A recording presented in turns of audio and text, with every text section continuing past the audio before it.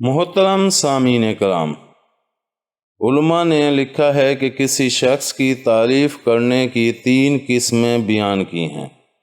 ایک تو یہ کہ کسی کے منہ پر اس کی تعریف کی جائے، یہ قسم وہ ہے جس کی ممانعت منقول ہے۔ دوسرے یہ کہ کسی کی غائبانہ تعریف کی جائے لیکن خواہش یہ ہو کہ اس کو اس تعریف کی خبر ہو جائے، یہ قسم بھی ایسی ہے جس سے منع کیا گیا ہے۔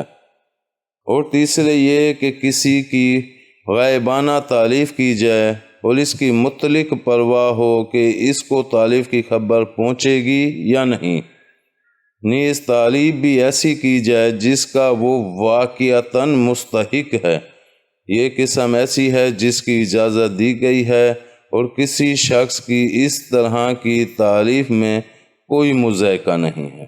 امید ہے آپ کو ہماری یہ ویڈیو پسند آئی ہوگی۔ پسند آنے کی صورت میں لائک کریں، کمنٹ کریں اور شیئر کرنا مت بھولیں۔ ملتے ہیں اگلی ویڈیو تک۔ اللہ حافظ۔